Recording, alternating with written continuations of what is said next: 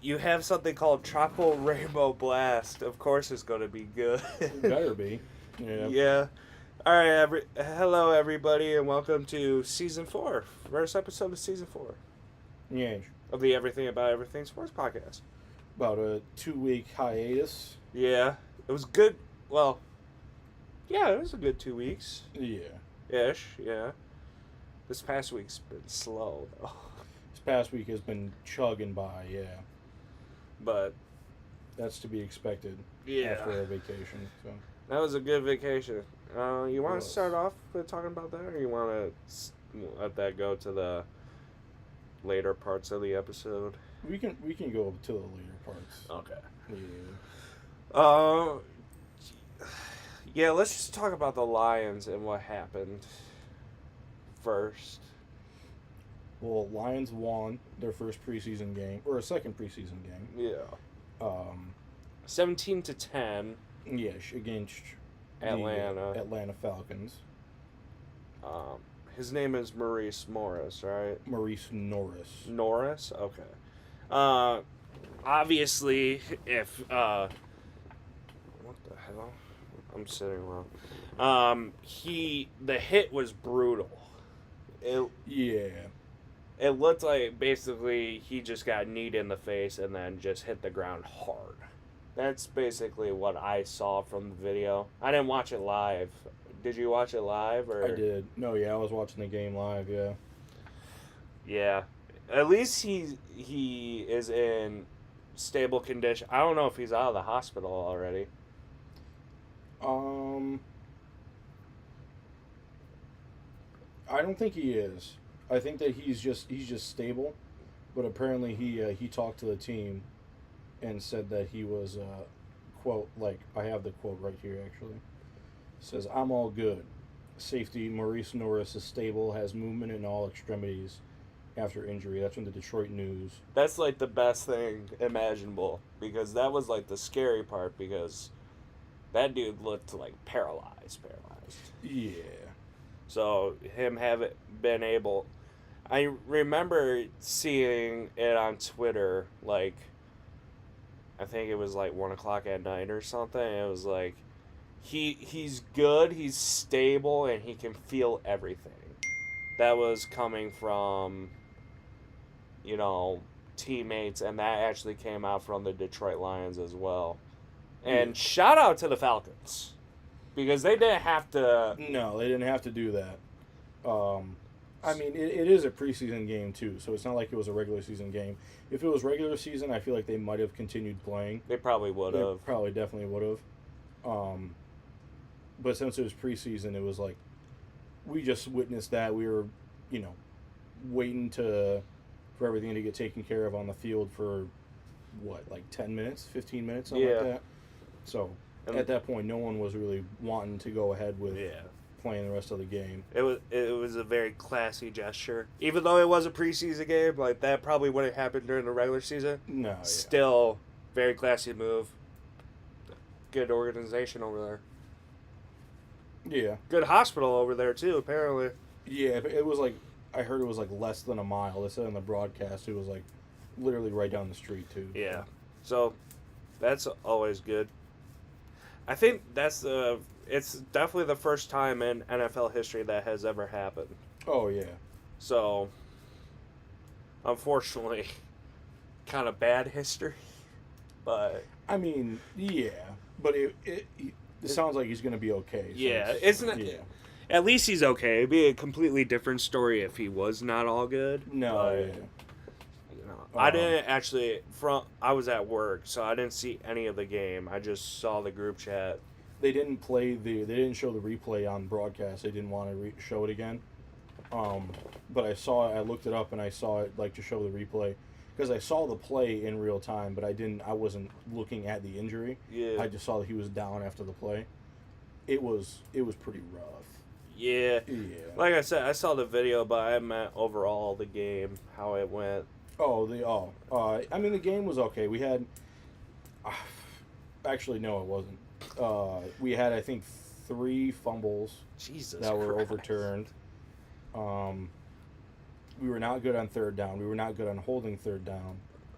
Um, and just just a lot of mistakes, Yeah. just stuff or like guys getting caught in the backfield losing yardage. Do you think Um, it's scheme is the issue, or do you because we're obviously feeling the Ben Johnson not being there? I don't think it was scheme.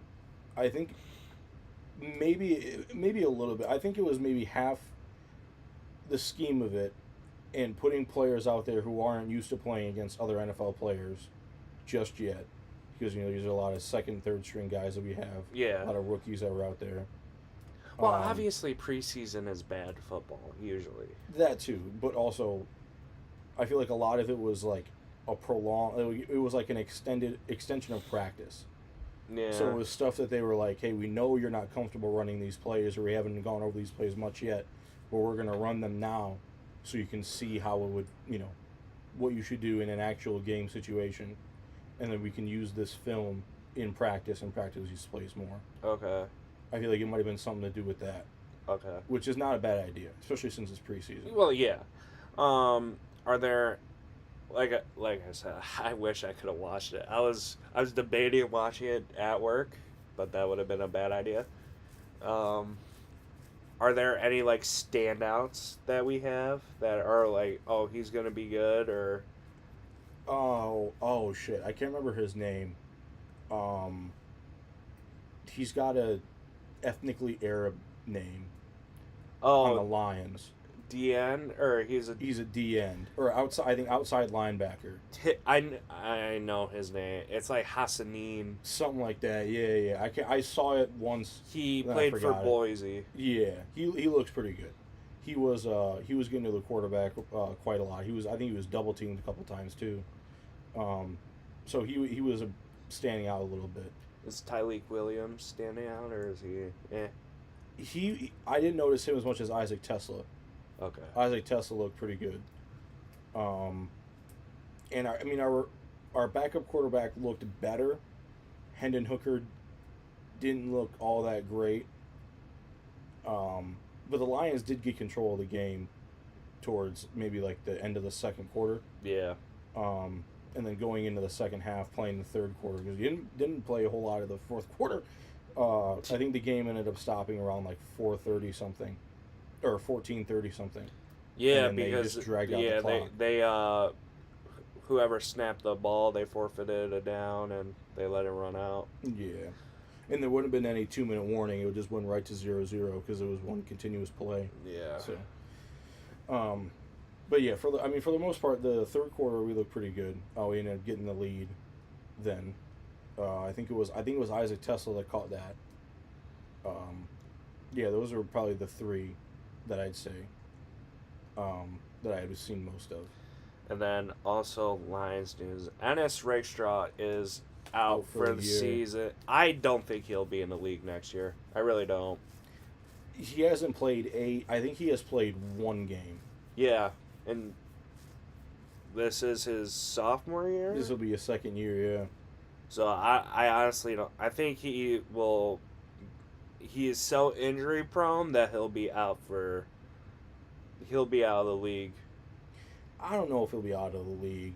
I mean, I say definitely if he gets injured again, then maybe yeah. I think the Lions might part ways with him, and then who's going to pick him up is the other thing too. Yeah. It's like if they do part ways with him, but I feel like if he comes back from this and he has a good training camp next year, then he'll be fine. But if he gets hurt again, or if he misses part of the year next year too, He's done. I think it might be at least done from the Lions. Yeah, I don't even know how you would. I don't even know if you would trade him at that point. You would probably No, just you would not just release sign him. him. You would just not extend his contract or release him. Yeah, So yeah, I guess. But that's all I've heard from the Lions, really, except Teddy Bridgewater getting traded to the Bucks. Kind of Yeah. sad about that. I mean, yeah, but did you see now he completed the rainbow uniform thing? He's played with a team from every color of the rainbow. Really? Yeah. Oh, that's The cool. first player in NFL history to do that. The Roy G. Biv. The Roy G. Biv, Who's the? I guess Vikings. It would be Violet. Vikings, yeah, Violet. And then Indigo was, I think, Jacksonville. Blue is the Lions. He played with the Saints. So that's like yellow, because there's no yellow primary color. There was a picture of it. I could probably bring it up real quick. Bridgewater Rainbow. That's kind of crazy jerseys. how you can get. That's funny. Yeah, so he played with. Oh, that's not the one that I saw. Oh, is there a graphic or something? Yeah. Or maybe that is the one. Oh yeah, no, it is the one. Yeah. So we played the Vikings, Jets, Saints, Carolina Panthers. Which I guess that would. I mean, that's kind of an extra one. Denver Broncos, Dolphins. That's the indigo teal type shit. Us, and then the Bucks. So he's got all of them, and then I guess yellow is Saints. Yeah. That's the closest you can get. Except for like the Steelers. But Steelers still have black jerseys. Yeah, that would be black. I'm still pissed that they did. This is old news, but did you hear that the I think he coached for Miami something, or like he was a high school football coach, and then they suspended him for spending money on his players out of his own dime. He spent well over like $70K On what? like getting them meals, like getting them to practice, stuff like that.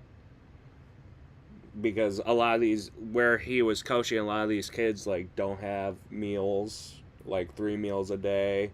Like a lot of them didn't have transportation, so he would literally like call Ubers for them to get them to school and practice. Oh, so he was a good coach and they suspended him for it? Yes, exactly. That's wild. For a year, I think. That would be.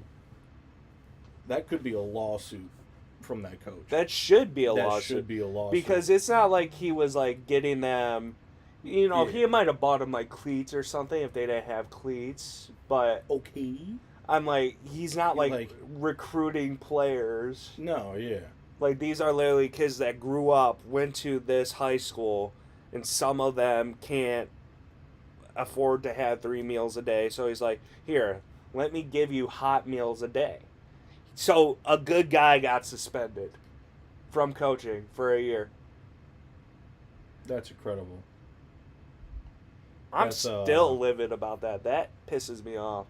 Yeah, that's I think stupid. I think he came out saying that he isn't gonna stop doing what he did. He just probably won't be coaching anymore. Good. I mean, depending on how much he's making, like from that coaching gig, or how much he was making, how much he's making now, if he could still do that, Yeah. because I'm sure. I mean, I don't know what the typical salary of a high school football coach is, Probably especially if he's in a less fortunate neighborhood. Probably like 30 or 40 if. Yeah, I don't know. So if he was doing this over like years, and if he has something on the side or something like that, and he's using his cash to pay for that,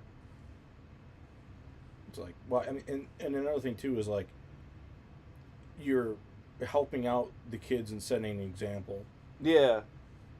and you're being what a good coach. Not only like, I had a conversation with one of my coworkers about this. Coaches at especially in like the high school or like middle school level, you're not just a coach. Like, it's not like a professional sport. You're also like a teacher and a mentor of these kids, Yeah. because they're in a very vulnerable state of their lives. So you have to set a good example and teach good core values and shit like that. I'm trying to think of like my most impactful coaches through middle school / high school. I don't know if I would have one that was like the most impactful, but there are definitely like different things that I learned from all of my coaches. Yeah. Like playing the 4 sports that I did over fucking 13 years Yeah. just in school sports. Yeah. Yeah, like there's not one that stands out. Actually, Coach Breyer, he's like the one that stands out. Like it's like a 1A, I guess, type situation. Yeah, I mean, and there are definitely coaches that I've had for multiple years, or like, longer term than just like 1 year here, 2 years here. Like, there's a few coaches that I've had for like 4 or 5 years in a row. Yeah. But ultimately, like, it's like I said, it's like a lot of different stuff that I've learned from different coaches. Yeah, that is true. I think, like your high school, basically elementary through high school, I think is the time where your coaches are like probably the most important in like setting examples, because in college there's a lot of bad coaches. Now they might be good at coaching, but what they do behind the scenes isn't all that great. Oh wait, no, I have an answer for my most impactful coach. Go ahead. My dad was my coach. Really? He was an assistant coach for like 3 years of baseball for me. Oh. Yeah, so that's my answer. Okay. Yep.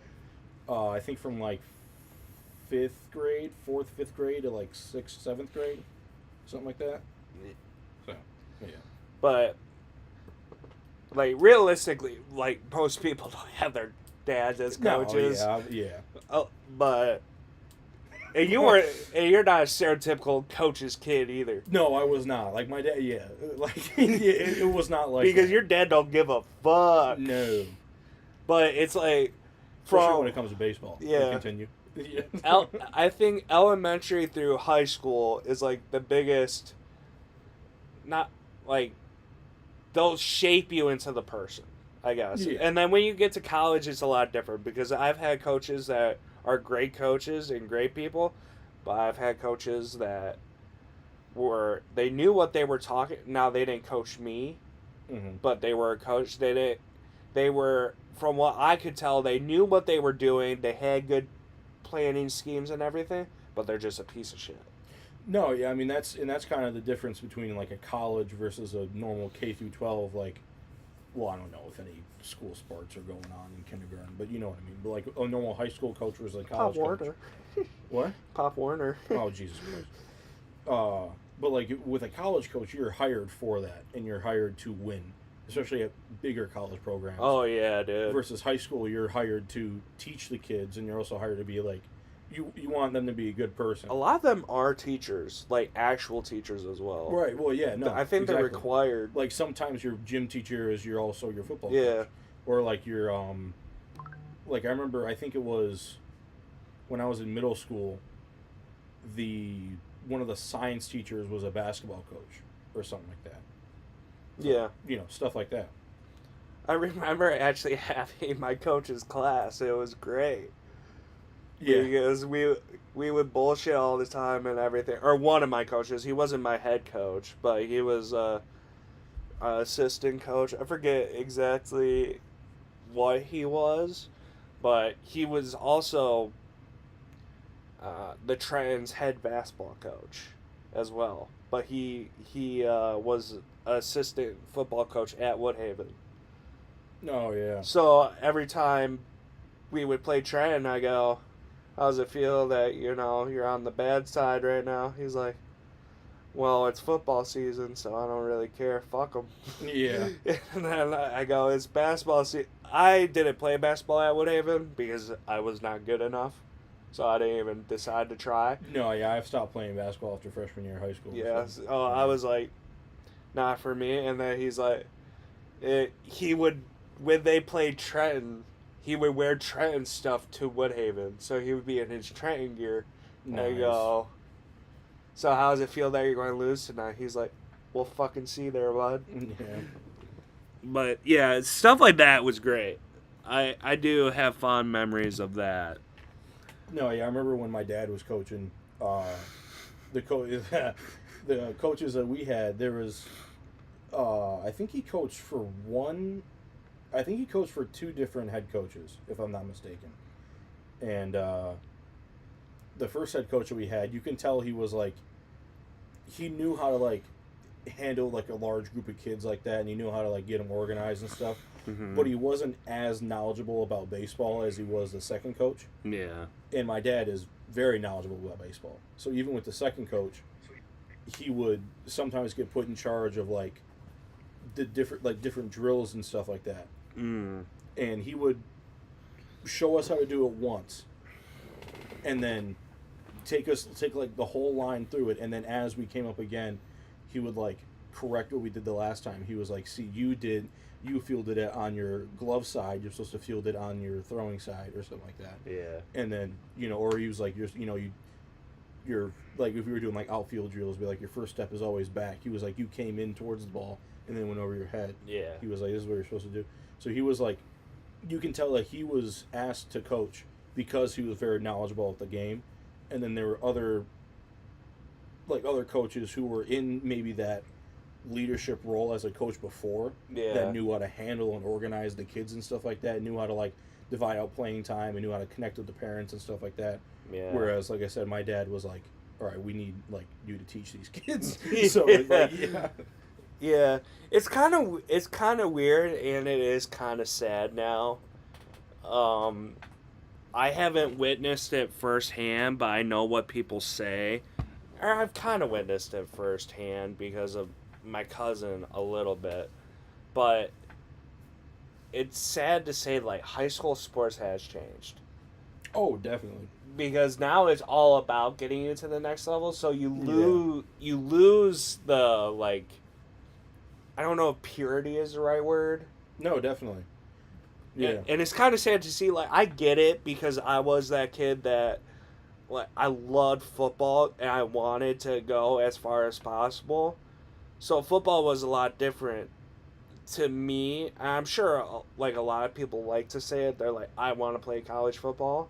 Yeah. And, like, you get to do it, and it's a lot of fun, and I'm extremely happy to have it, but it also made me wonder. I was like, what if I went to, like, a place that actually took football seriously? Like, that's all they're known for.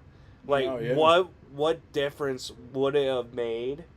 Like, Cass Tech, the Bellevilles of the world, you know? Or even a place like Divine Child, or like Gabriel Richard, something like that. Like, something not like elite program, but like where you would get more attention. Yeah, and I was like, because I had a great time with high school football because it was, like, we were good, and we were coached really well, and we didn't play in the greatest competition of league, but we made it far in the playoffs each year.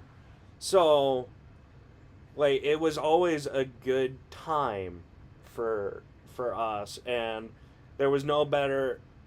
I still remember the goosebumps before every game of just playing in front of the school. And, like, you've never been to a Woodhaven game, have you?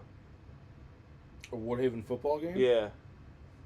No. They do the Florida State, Warhawk chant.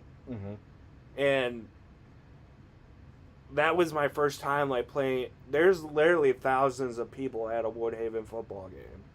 Students, everybody's there. So that was a really fun time.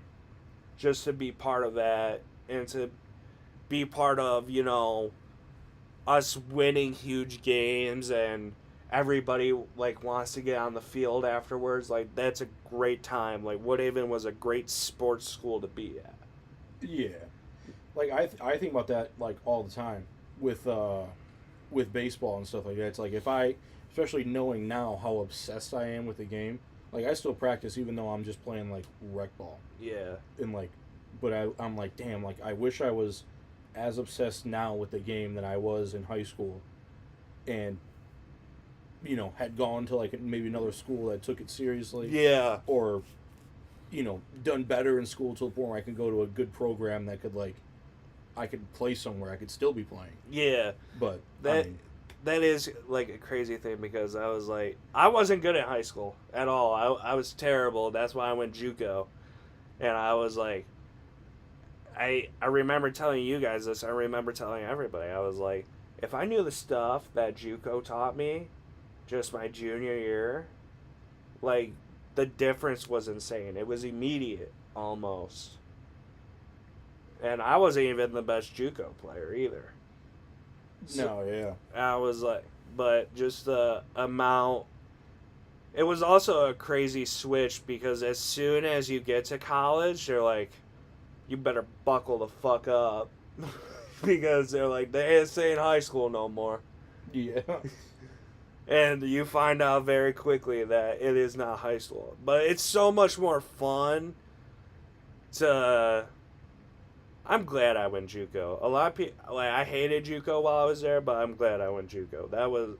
JUCO was probably my best, like, memories of college football. Probably. Yeah. Or some of the worst and some of the best because my JUCO was really good, so we always went far, so we had a lot of good memories, a lot of bullshit memories too. But that's what my Northwood buddies ask me all the time. They're like, "What do you like better, Northwood or Iowa Central?" I go, "Northwood. I like Northwood the school better than the JUCO." But I go, it's kind of hard because Northwood was decent, and like Northwood coaching wise was a little bit better. Like probably the smartest defensive coordinator I've ever had been at Northwood. Mm-hmm.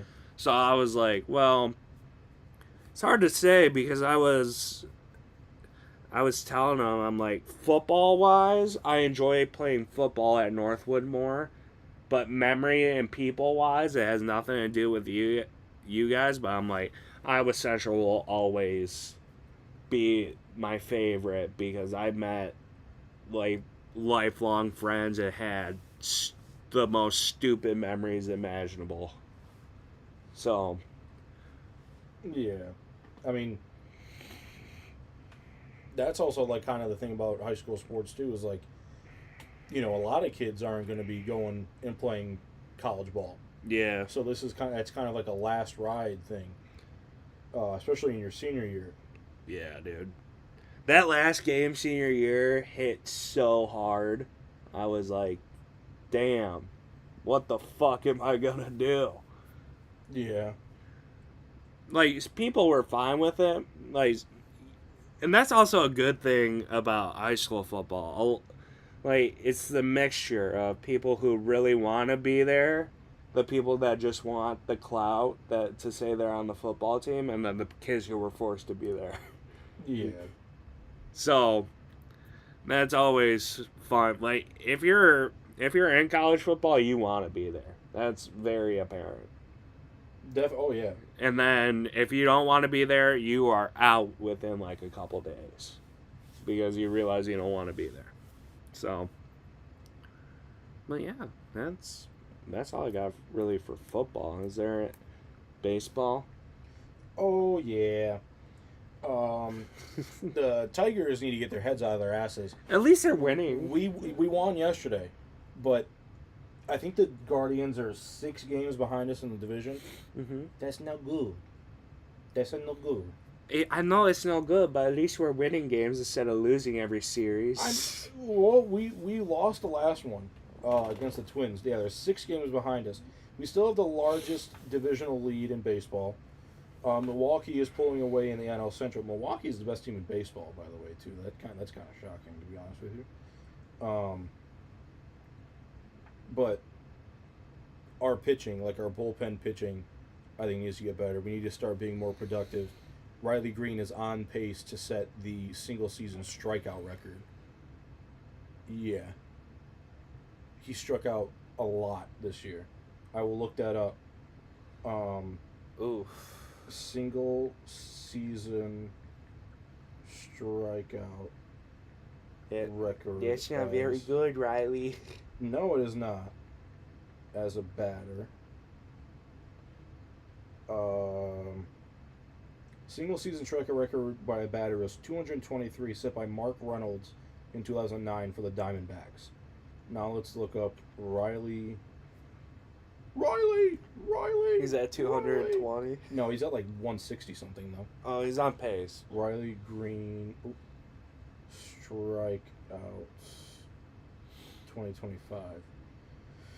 Riley Green has 153 strikeouts. He is on pace for 216. So he won't hit it. He won't hit it. But he'll be damn close. He will be close if he keeps this pace. But he has 26 home runs, 114 OPS in 112 games, and I think he has like 70 something RBIs. So he is still producing, but he just strikes out a lot. Which I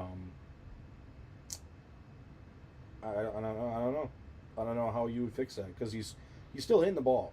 So it's not like he's not seeing it.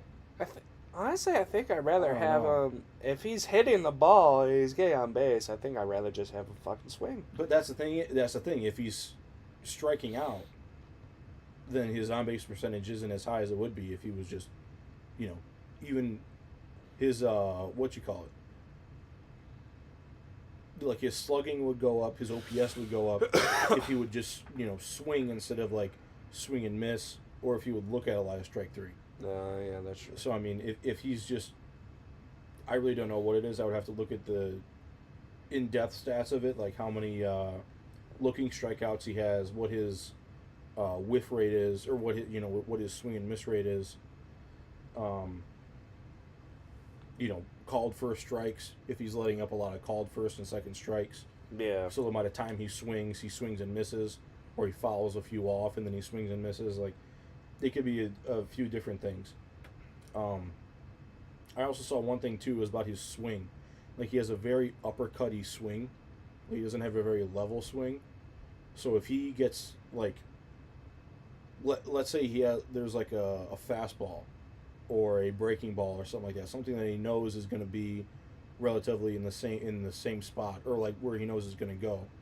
Fastball, he can uppercut that ball, and he can get underneath it, generate backspin, and it could, that's why he has 26 home runs, because he can probably hit that fastball pretty good.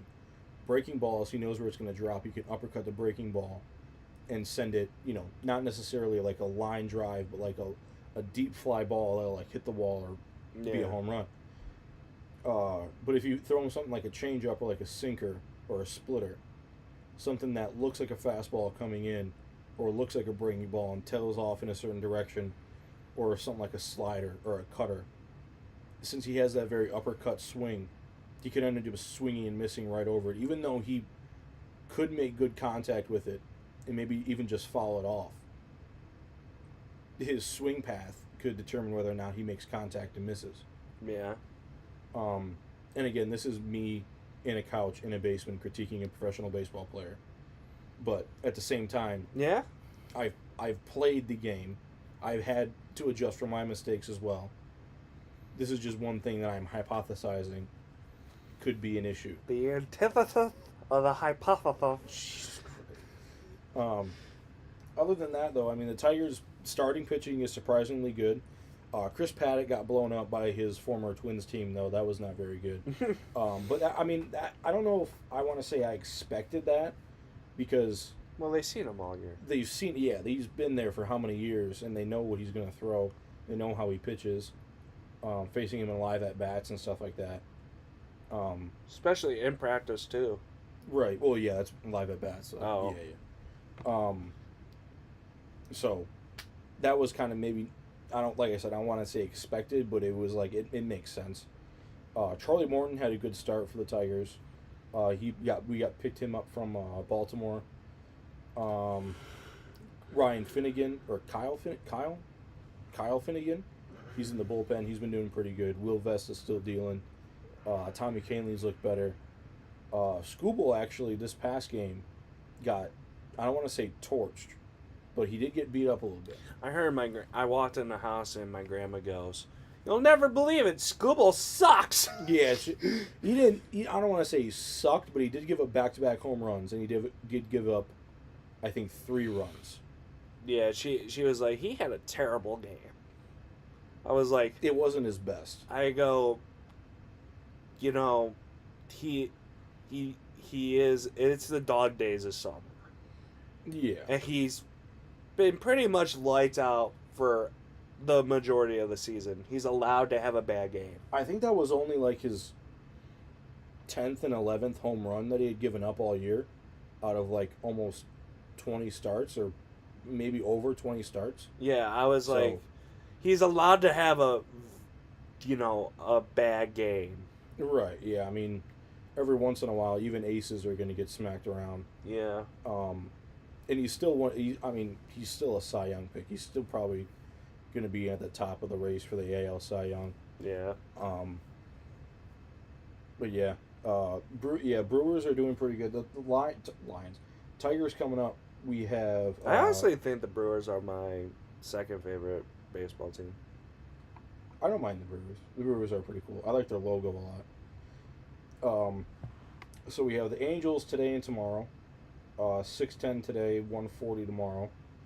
Then we have the White Sox in Chicago, Minnesota for 4 games in Minnesota, Houston here for 3, Kansas City here for 3, Athletics in Sacramento for 3, and then Kansas City away for 3.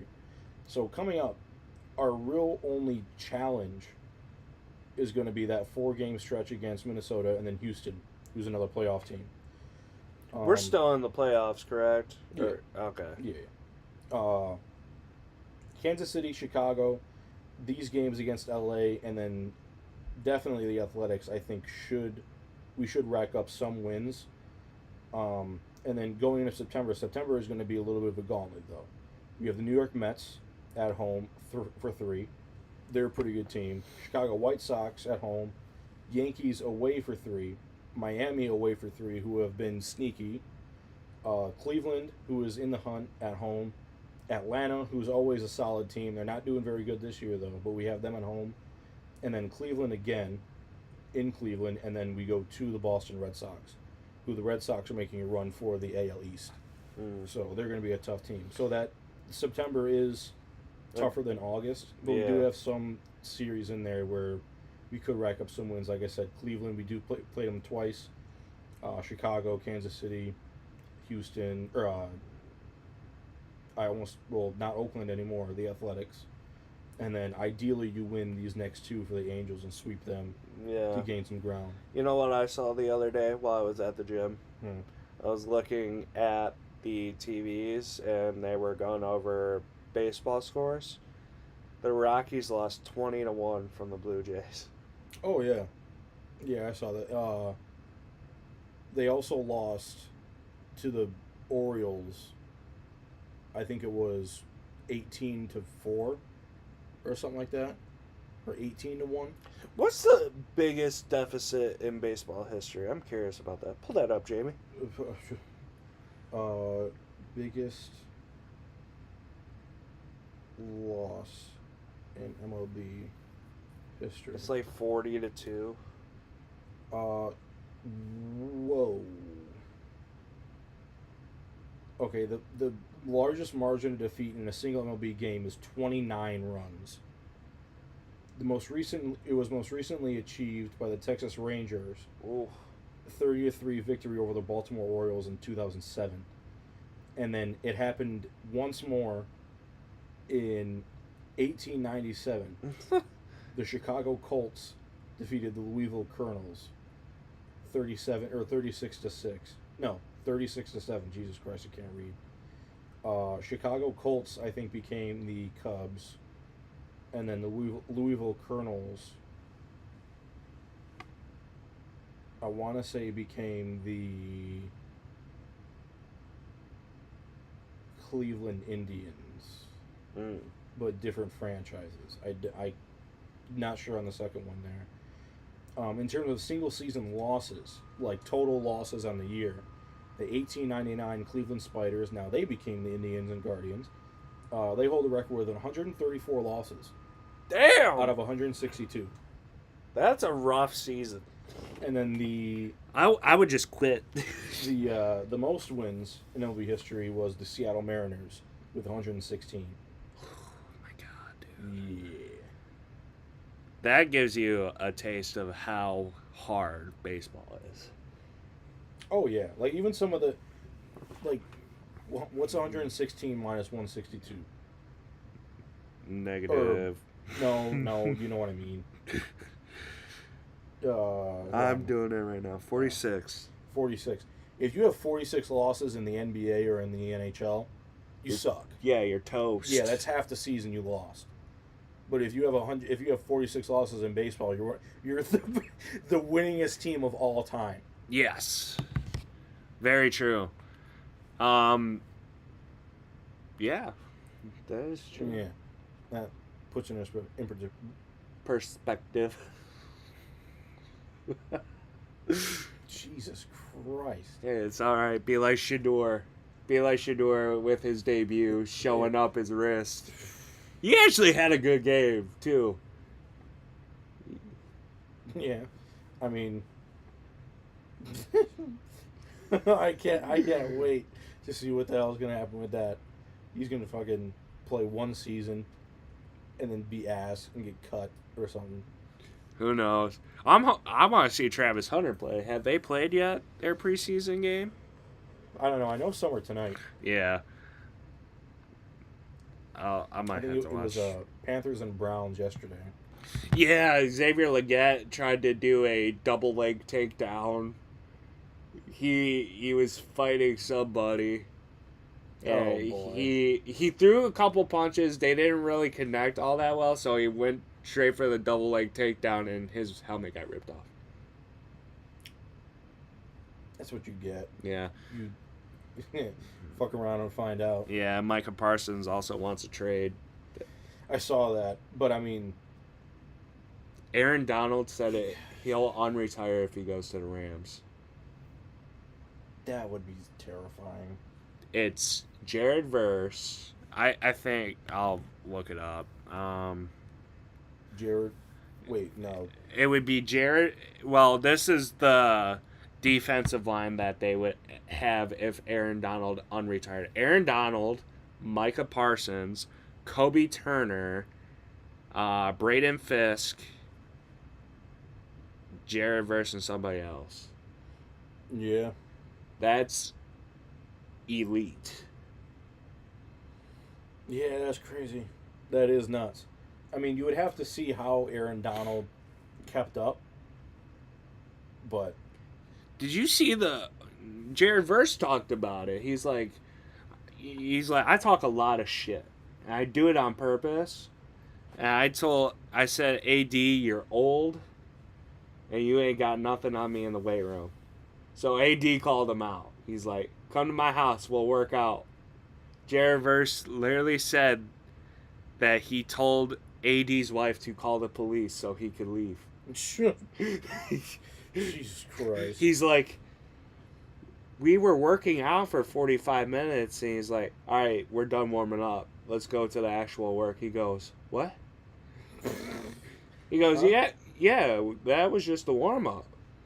And there was a video on Instagram, Aaron Donald doing push-ups, just cranking out push-ups. Jared Verse is on the bench, just, like, doing one of these. And Aaron Donald's, like, literally doing push-ups. He's like, this has retired me. Imagine what I was like while I was playing.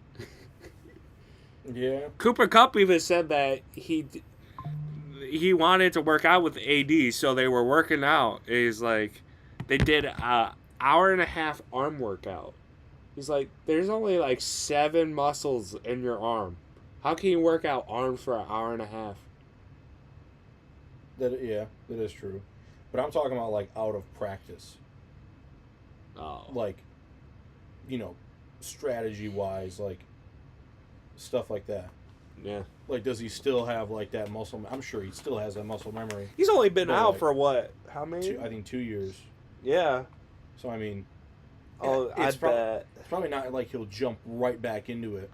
Oh, it'd Like, probably he'll take him a couple months. It would probably take him a little bit, but yeah. Imagine how scary that would be.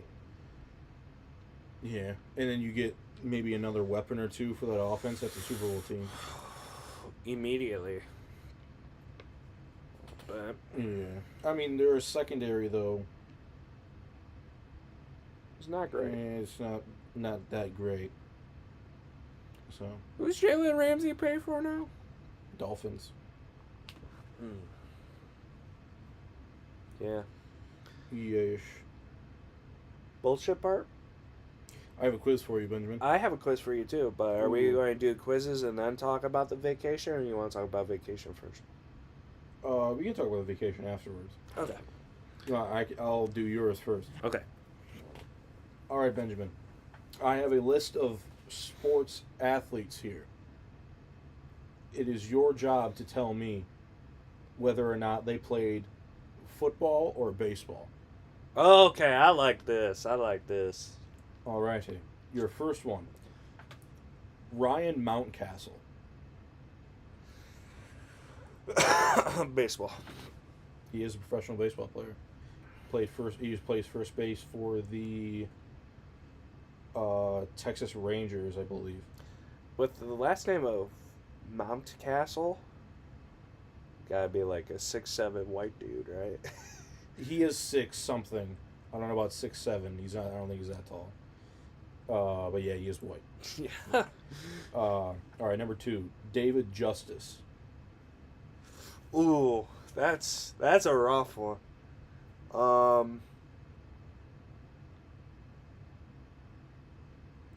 I'm like seeing a jersey, and that for sure is like a football jersey. I think he played baseball though. He did play baseball. I played for the Yankees, Athletics, Atlanta Braves.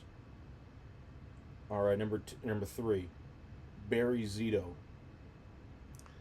That's rough too. Yeah.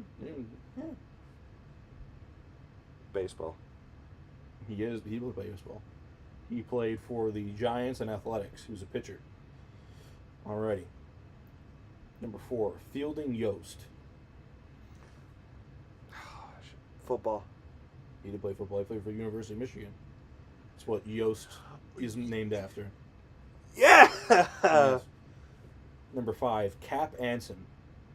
Cap Anson. Cap Anson. How do you spell that first name? C-A-P. Baseball. He did play baseball. One of the If it was spelled with a K, I was going straight to football. Why would that make a difference? I don't know. It just seems right. Okay. Vinny Testaverde. I've heard that name before. Have you? Yeah. I forget where, though. Football. He did play football. He was a quarterback. Ryan Leaf. Both. No. He's a quarterback. He is a quarterback. So football. Yes. Tony Franklin. That's baseball written all over it. He was a quarterback. Makes sense. Or no, he was a kicker, actually, I think. It still makes sense.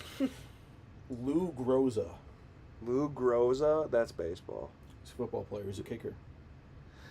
It's the kickers, man. The kicker. All right.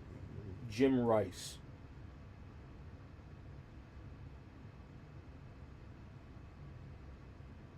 Did Jerry Rice have a brother? Baseball. He is a baseball player. Played outfield for the Boston Red Sox. Jimmy Fox. With 2 X's. Football. Baseball. First baseman for the Oakland Athletics. And Current? Philadelphia Athletics. No. Like 50s, 60s, I think. Oh, all right. Rhett Bomar. Ooh, that's rough. We go with football. He did play football. He was a wide receiver. Chris Chambers. I feel like I've heard that for both, to be honest with you. Is it both? I don't know. I'm going to look up the one that he does not, what I put him down for.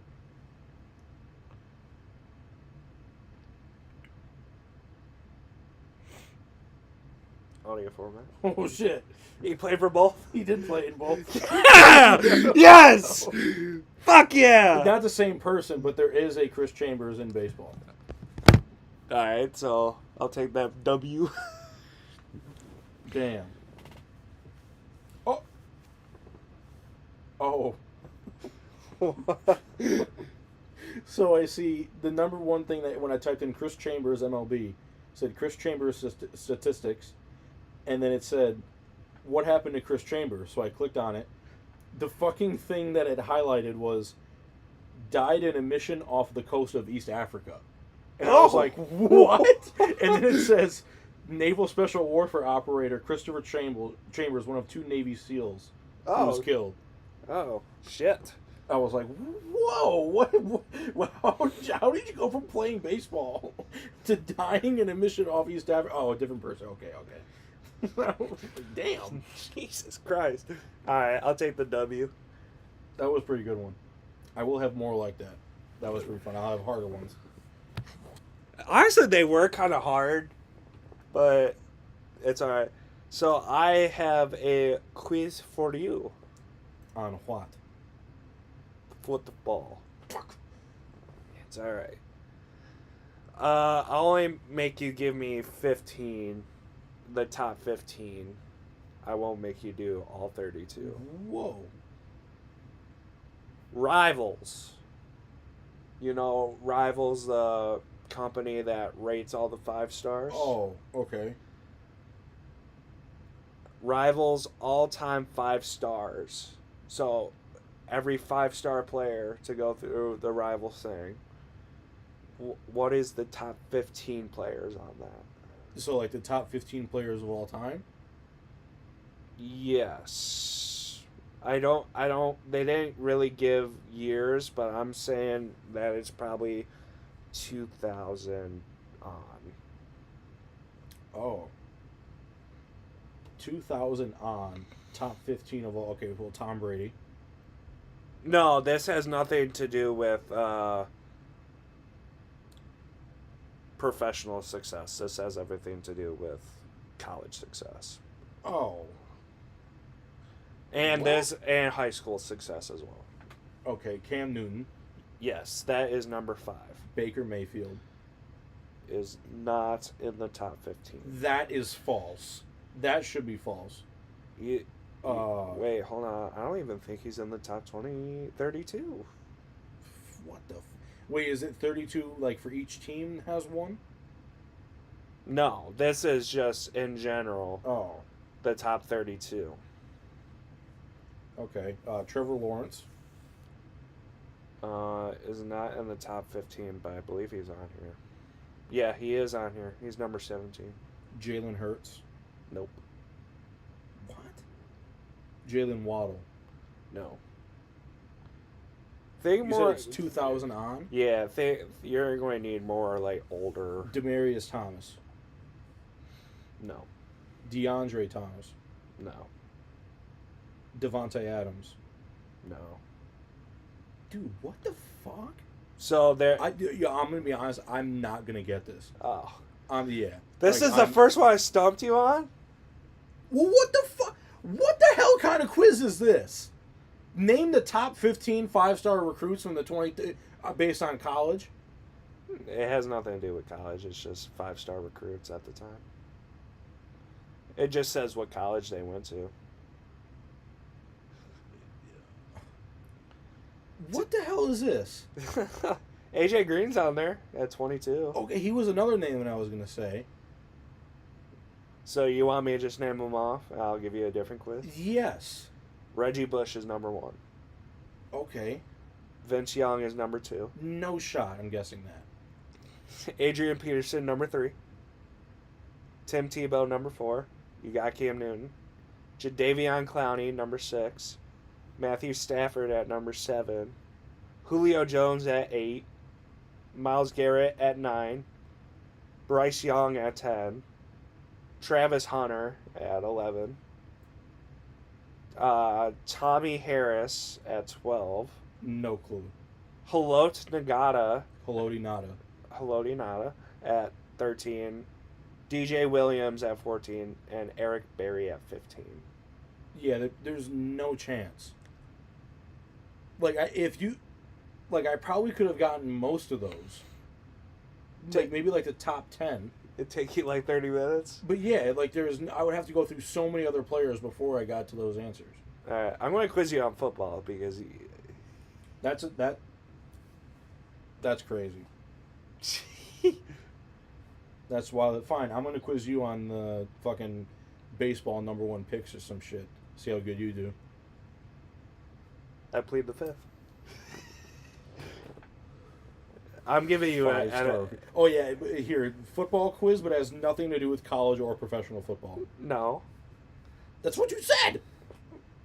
It is college, technically. Whoa. Jesus Christ. Here, question number 1. What was Tom Brady's first word? Dad. Excuse me? It's probably dad because he said his hero is his dad. How difficult do you want this quiz? Putting this into ChatGPT. Of course you are. Make it an 8. And this is ChatGPT 5. It's a new one that came out.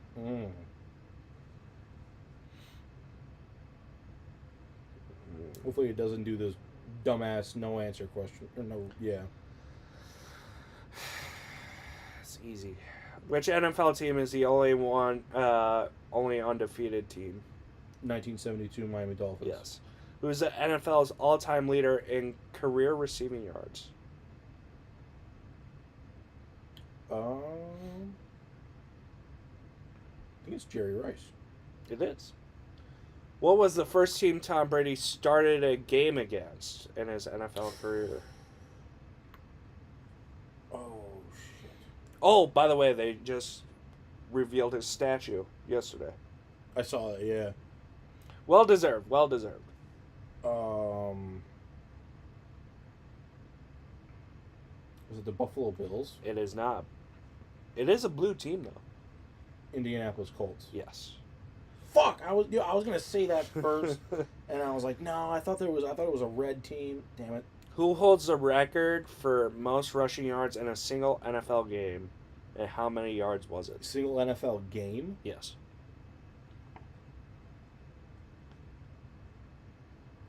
Was it LaShawn McCoy? It was not LaShawn McCoy. What is it, like his time period? I forgot when LaShawn McCoy played, to be honest. Like early 2000s, late 2000s? Yes. Marshawn Lynch. No. AP. Yes. You know how many? It was like 230 something.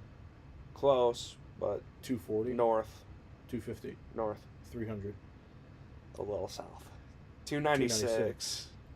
Damn it. Which quarterback threw for a record 55 touchdowns in a single season? Peyton Manning? Yes. Who was the MVP of Super Bowl? Shit.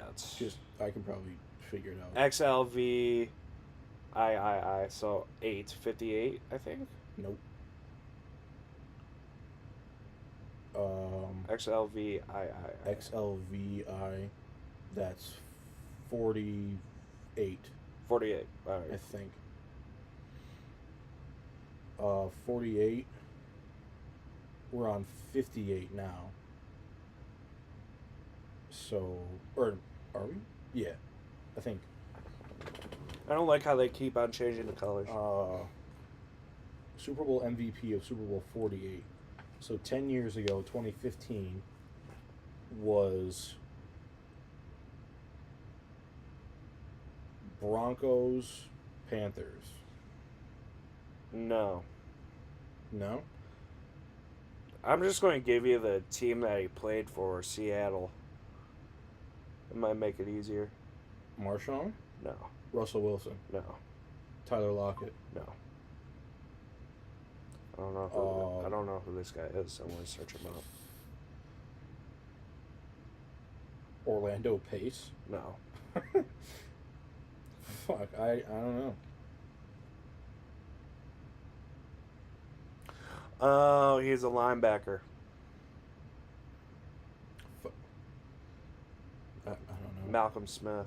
Never would have guessed that. What team drafted Brett Favre? Atlanta Falcons. Yes. See, this is easy. Which NFL team has appeared in the most Super Bowls? And how many? New England Patriots. Yep. 13. No. 12. No. More or less. Less. 10. 11. Oh, fuck. Who was the first wide receiver to win NFL MVP?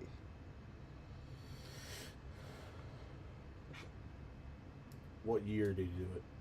87. Jerry Rice. Yes. Was the oldest NFL franchise? Arizona Cardinals. No. Chicago Bears. No. Green Bay Packers. Yes. Yeah. That last question I should have got immediately because I asked you the same thing, kind of. And you've also been there. Yeah. How was Lambeau? I remember you talking about it, but It was cool. It was a lot bigger on the outside than I thought it was going to be. That's what she said. But it even for an open stadium, it looks like it's probably bigger or the same size as Ford Field. oh, all right, It's definitely taller than Ford Field. fair enough. So let's talk about the vacation. Yeah. We pet baby bear. Did pet baby bear. Still gotta post some stuff on that. We should probably do that, but I like how you told me we're not doing anything touristy. Well, it was your brother. Your brother was like, I have never been to the Bears. And I'm like, you've never been there? He was like, I've never been there. I was like, fuck. And he was like, and I also want to go to Cumberland Falls. Proceeds to do. And I was like, you gotta be shitting me. Proceeds to do. I'm fine with the bear man. Yeah, but yeah. Sequana Man was alright, but I'm like, proceeds to do like the most touristy things. Yeah. You guys fell asleep. I got so hungry. I just decided to go eat without you guys. No, yeah, I was out. I think, what was that, day 2? Day 1? Day 1. That was day, That was day 1. I was like, these motherfuckers are asleep. yeah. I was like, like that asleep, yeah. I was like, hey, Jeremy, let me see your keys. It's like, why? I'm like, I'm hungry. It's like, oh, okay. I don't even remember hearing that. Oh, no, you were out. Yeah, I was out. Jeremy is a light sleeper now, so you can kind of wake him up pretty easily. No, yeah. But I was like, hey, I'm going to take your car. He's like, why? Like, I'm hungry. Any food? Dude, that motherfucker, I remember I can't remember what movie we turned on. We were like, all right, we're going to watch this. The scary one? No. I think it was Jurassic Park. Oh. I was like, I haven't seen the OG Jurassic Park in years. And he was like, I haven't either. And I was like, we could just watch it.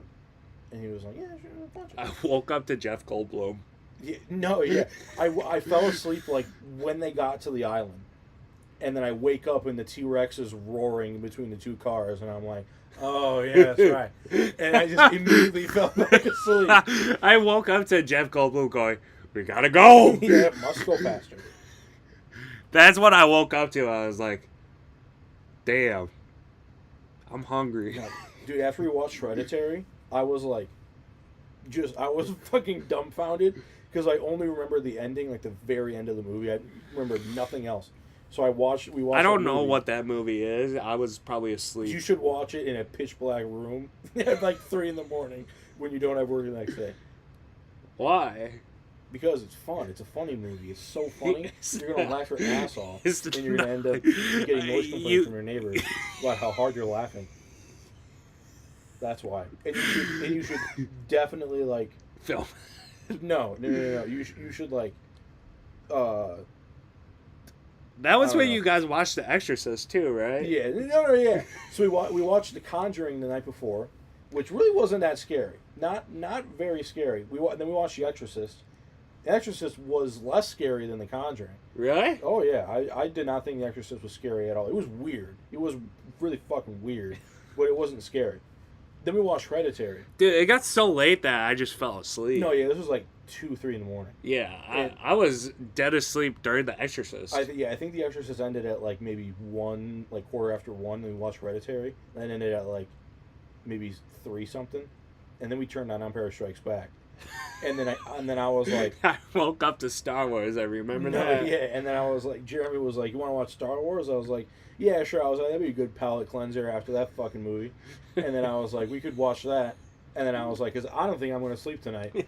And then instantly proceeded to fall asleep during Empire Strikes Back. I don't think I'm going to sleep tonight. Yeah, I was like, I don't think I'm going to get any sleep tonight. So I don't fucking care. Well, you guys would just take random naps, and I found myself bored. I was like... There was not one day on the vacation where we fell asleep before midnight. Like, for the night before midnight. Oh, yeah, no. Not one. Or not, I'm maybe even before 2. I think I probably clocked out at 1:30 every night, at least. Yeah, because the nights we had the fires, we ended up staying out there until, like, at least midnight. Yeah. And then we didn't come back inside and, like, start settling down until, like, 1. Remember we made food at, like, 11:30 one night. Yeah. When I was like, you guys hungry? I noticed we didn't go anywhere to eat today. And Jeremy was like, actually, yeah, I am kind of hungry. And I was like, okay, I'll make Now that you brought it up, I am quite famished. Yeah, I was like, I could eat something. And then we ended up, I think that was when we ended up watching The Exorcist. Well, I remember drinking, and that's what knocked me out during The Exorcist, because I topped off that bottle of whiskey. There was only one day up there where I was like drunk. I think it was Wednesday when we watched The Conjuring. Oh. And I was like, or no, I think that was Tuesday. But I know it was the night we watched The Conjuring. And I remember walking outside when we were having the fire. And I was like, I just looked at Jeremy and I started smiling. And he was like, you good? And I was like, I don't normally drink.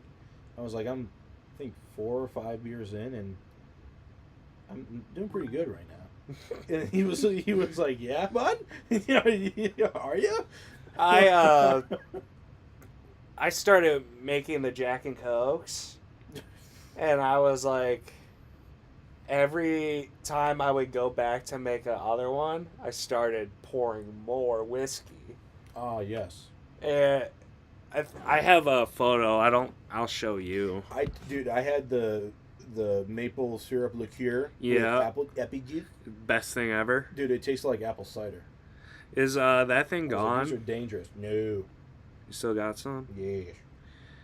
Yeah, that was the final thing of whiskey for the night. Oh, yes. Proceeds to pull half the glass whiskey. But hey, we were watching Brother Bear. That was my favorite movie. Oh yeah, Brother Bear. And then we proceed to go on the machine, and Jeremy's like, "Can I get the outside?"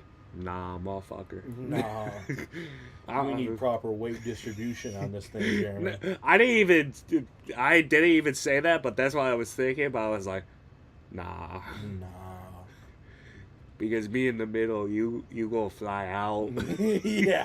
Especially since your thing on the side doesn't work. Yeah. So he would be hanging out for dear I like life. how you proceeded to hit every fucking puddle. That was the goal. It got me all fucked. Well, I did too. I was driving. Yeah, but your legs didn't get messed up. No, they did. Oh. Yeah. Jeremy was the only one clean. Well, yeah. Lucky bastard. Yeah, like I remember my dad and my uncle went through the machine when it like just rained good too. Oh no! And they were saying that like I don't think it was ours, it was somebody else's. They were up in the thumb of Michigan, and they were like there was so much rainwater and like so much mud that we went through, where the mud was like a puddle in the machine, in the bottom of the machine. There was just mud. When we opened the doors, it all came flying out. Yeah, yeah. And I was like, that sounds like fun. Yeah, I did like going on the machine. I have not gone on a proper like night ride. Yeah, oh yeah, we didn't go on a night ride. We said we were going to do it, and then we proceeded to get wasted. Yeah, so we were like, all right, machine, machine, go night night. You told us about the slasher house. Yeah, dude. I realized it like as we were driving past like the Area. yeah, like as we were turning right. I was like, that trail doesn't really look like that upkept. I was like, I wonder where that goes. Turns right like 100 yards later. I was like, oh fuck. I was like, I know exactly where that goes. To the no place. to no. But yeah, and then that was cool. I don't know if I should say this on the podcast. I don't know if the statute of limitations will be over by then. We could have very easily gotten pulled over on the machine. Oh yeah, that's fun. Doorknob. Oh shit! Jesus Christ, Jonathan! I hope the mic picked that up. I'm sure it did. It reverberated through the couch. It did. Those were the best ones. Dude, the best ones were in church. Like if you were at school and you were in church, and someone farted on the wooden pew, you found when that thing would shoot back up off the pew, and you look down the way because you would feel where it came from. The worst is if you're sitting next to a girl too. Oh my god. Yeah, you have no idea how many times I remember. I'm not alone. No. I remember freshman year. It was freshman year. I was going out with somebody, and I was sitting next to them in church, and I was fighting for my life, trying not to fart on those pews. Please, God, please. Like red in the face. She's like, "Are you okay?" No, I'm just retarded. He's like, "Yeah, I'm fine." just holding in a fart. Actually, I gotta use the bathroom real quick. Yeah. Proceeds to. It's like when the priest goes to the bathroom, mic's still on. Starts walking away. The priest forgets to turn off his mic, and it's just the absolute biggest fart. If you'll excuse me, just 1 second. We're gonna start the mass here in a minute, or before, when he does the procession up to the thing, and when he's still in his street clothes using air quotes because he's not in street clothes before mass, and he just turns on the mic first and forgets about it. You just hear he comes out. Wasn't there a scene in the Boondocks where a priest goes into the bathroom, mic's still on, and he just unloads, and he's like, "Oh fuck." And everybody's hearing it because the mic is on. He's like, "Oh fuck, oh shit, god damn." What was it? What we found out in one of the priests that we had. I think he was still in seminary. Maybe I can't remember if he was a full-blown priest or not. Somebody found his Instagram page, and he had an Instagram, and he would post on there. He would be sitting in his backyard, chilling, listening to music, with a glass of whiskey and a cigar. And I'm like, sounds like me up north. I was like, dude, that's awesome. That's pretty based. Yeah, that's awesome. Is that what priests do? Yeah, it's like that. Is that what they get to do? And they get to have wine 3 times a day? No, just kidding. But no, yeah, holding in a fart in class too. You ever see the videos nowadays where they're cover up your fart, and then they drop a book or so? Yeah.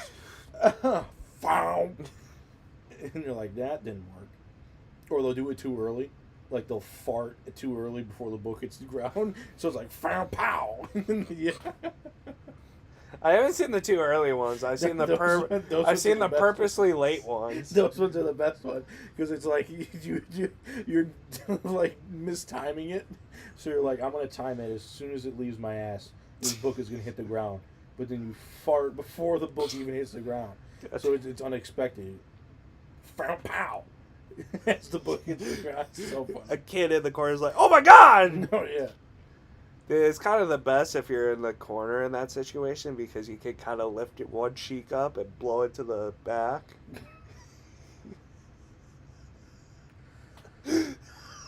Oh. Because if you're going far in class, sometimes you have to be strategic. No, just desk right in front of the teacher's desk, looks her in the eyes and leans over and just blasts one, and then sits back down like nothing happened. Dude, what would the teacher do in that situation? I tell you what I would do. I would laugh.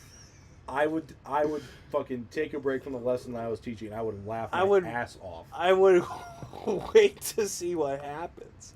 Because somebody's going to smell it.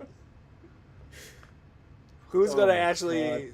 Is somebody going to do the thing and say what just happened? Or is everybody just going to be like, what the fuck? No, yeah. Like, I remember in high school.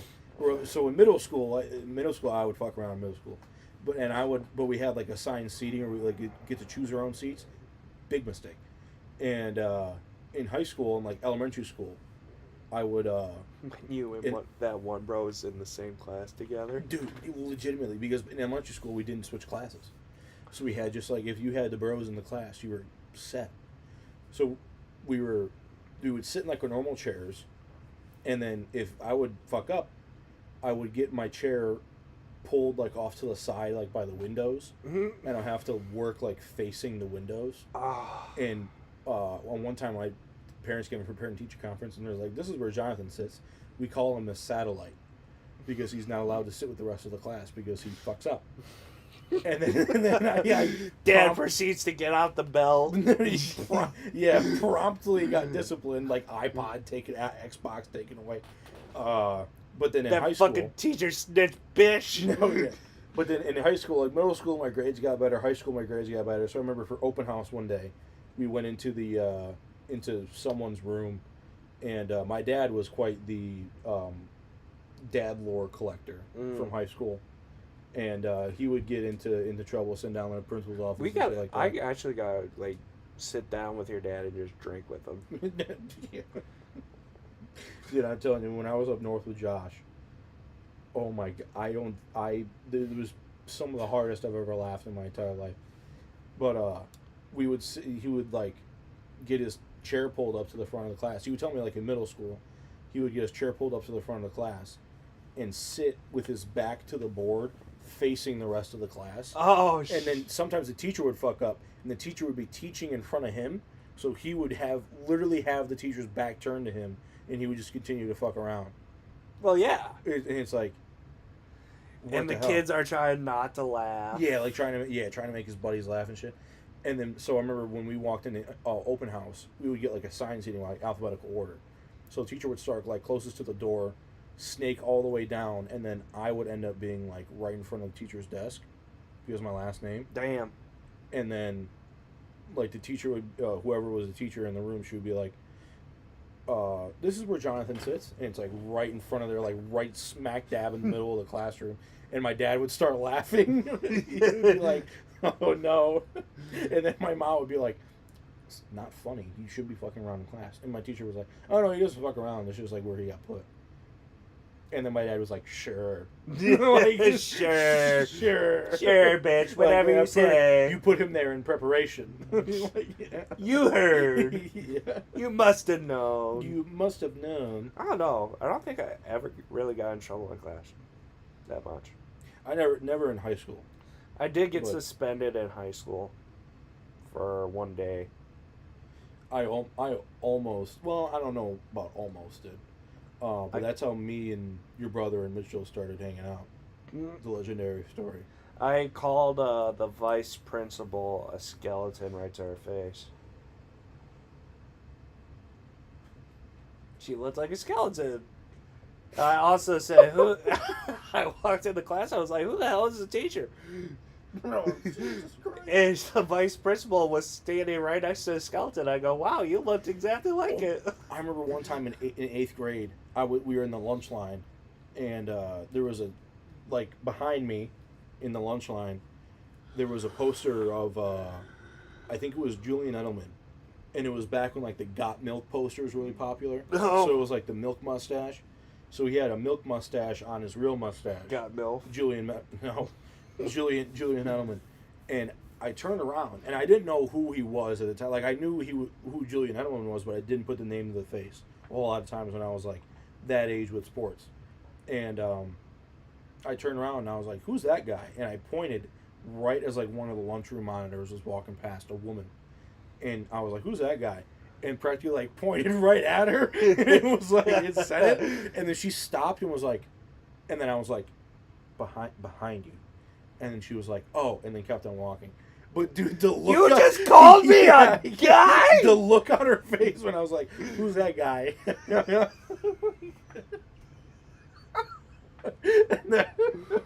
Oh, fuck. Just imagine her face is like, oh my God. No, yeah, she stopped. She put like one hand on her hip. She was like, "What?" And I was like, "No, behind you." And she was like, "Oh," and it just takes off. She's like, thank God. I shaved my mustache today. Oh, Jesus, go. Jesus Christ. Good times. Good times. Oh. Yeah, I don't remember really getting in trouble all that much at school. Oh, I do. Like I said, not in high school though. There was Oh, only well, once. yeah. Well, I have a couple stories that I won't go into detail on here. Oh yeah. I think you told one of them to me. Yeah, I'm pretty sure Jeremy told you, Yeah. but